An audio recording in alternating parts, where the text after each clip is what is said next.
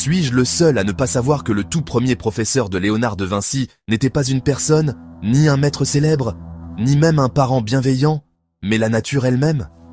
Oui, la nature, dans toute sa splendeur, fut la première à éveiller la curiosité de Léonard. Si vous aimez l'histoire, il faut absolument que vous entendiez cette histoire, car elle commence bien avant les chefs-d'œuvre et les inventions. Imaginez un peu, la Toscane, 1452. Un paysage baigné de lumière dorée, des collines douces, des champs de blé ondulants sous la brise, et des forêts mystérieuses qui semblent cacher 1000 secrets. C'est ici, dans le minuscule village de Vinci, que naît Léonard, fils illégitime d'un notaire respecté et d'une humble paysanne. Sa naissance, hors mariage, le place en marge de la société, mais lui offre aussi une liberté rare pour l'époque. Au lieu de grandir dans des salons raffinés ou des palais, son terrain de jeu d'enfant est la campagne sauvage, des collines ondulantes, des ruisseaux limpides, des forêts profondes et un émerveillement infini devant chaque brin d'herbe, chaque insecte, chaque pierre.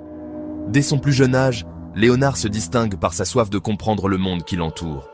Il ne se contente pas de jouer, il observe, il questionne, il dessine tout ce qu'il voit. Même enfant, Léonard était différent. Il n'était pas comme les autres garçons du village, qui se contentèrent de courir ou de grimper aux arbres. Il passait des heures à observer les oiseaux en vol, à dessiner des plantes, des rochers, à examiner la façon dont l'eau s'écoulait dans les ruisseaux. Il posait des questions que personne d'autre ne pensait à poser, sur la forme des feuilles, la trajectoire des nuages ou le mouvement des animaux. La nature était sa première école, et la curiosité son guide. Il apprenait en observant, en expérimentant, en essayant de comprendre les lois invisibles qui régissent le monde vivant. Mais la vie de Léonard allait bientôt changer. À 14 ans, son père, remarquant son talent exceptionnel, décide de l'envoyer à Florence, la grande cité de l'art et de la science de la Renaissance.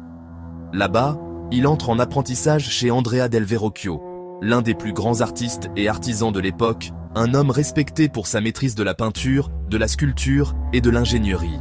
Dans l'atelier de Verrocchio, Léonard découvre un univers fascinant, la peinture, la sculpture, l'artisanat, mais aussi la mécanique, l'architecture et l'ingéniosité technique. Il apprend à manier les pinceaux, à sculpter le marbre, à mélanger les pigments, à concevoir des machines. Mais Léonard ne se contente pas de suivre les règles strictes de l'atelier. Il explore, il expérimente, il combine des idées venues de chaque métier, cherchant toujours à repousser les limites de ce qui est possible. Ses carnets, qu'il emporte partout, se remplissent d'esquisses folles, des muscles humains, des machines volantes, des études d'eau et de lumière, des plans d'invention futuristes. Tout ce qui stimule son esprit trouve sa place sur le papier. Le jeune Léonard n'apprenait pas seulement